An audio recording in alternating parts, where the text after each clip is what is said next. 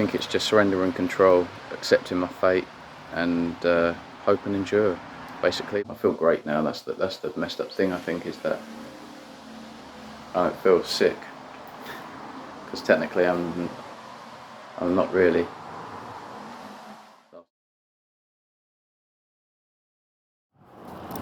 So that's some of the worst news I've ever had. Did not expect that whatsoever. Basically just came out of the hospital, and I basically thought that I was just going to have the small stub that they've left in there taken out. That is basically what we're trying to achieve, but it's not that simple, so they're going to have to reopen the whole wound at the front of my stomach and go in at the back.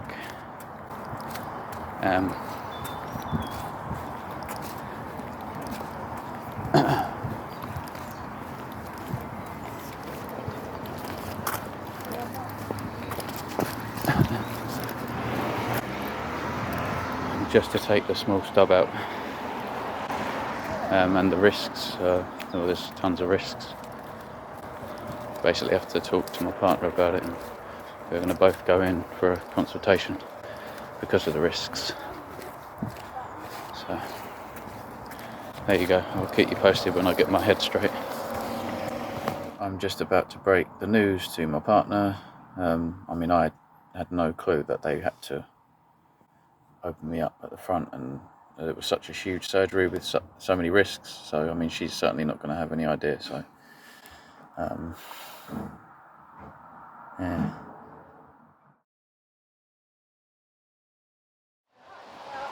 So I feel a lot better today. Slept on it, on the news. It sucks that they had to leave the stub in there. Apparently they don't take it out all in one go. Originally it was supposed to give me an option. Reverse surgeries and things like this, well, I didn't really have an option. And funny thing is now is that I don't have any. It's ironic, really. It was so bad that they've had to cut so much out that I've got 5 centimetres left. And because it's so short, that's what makes it more risky and more problematic. They can't just go in there and hold one in, move it out of the way of the nerve tissue and things that they don't want to encroach on, and so they have to open me up from the front, put stents in at the bottom, sort of raise anything that's hanging in the way, create more space, and then they can have a better tactical approach.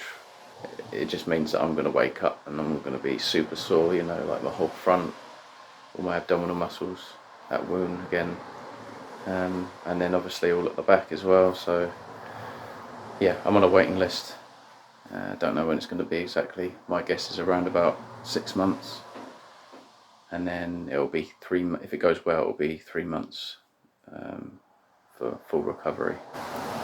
Years ago, at least, I would have stopped at the shop and bought some beer and dealt with the issue that way, at least in that moment, and woke up and felt rough, and it's almost like you're dealing with the same problem in the same way as you did the day you received the news. So I think just for getting some rest, some actual sleep, and waking up and feeling like I'm actually in the second day rather than still in the first day. Process the information a little bit better, I think the key really here is just surrendering control. It's not really something that I can be responsible for.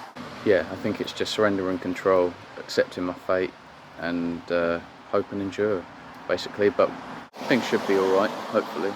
There's always a chance. I'm kind of thinking of it like if you lined 10 people up in a row and I had one in mind and you happen to pick that one, that's probably the odds that something bad will happen, so not terrible, certainly not great when you're talking about your life and your health, but like I say, it's out of my control, so all I can do is stay on track. I'm going to continue to eat carnivore. If anything, I might try and eat a little more over time. That way I can build myself up just to be in a better position, perhaps, where I'm going to be laid out for a good 6 weeks. And so I just need to get as healthy as possible. I feel great now. That's the messed up thing, I think, is that I don't feel sick, because technically I'm not really.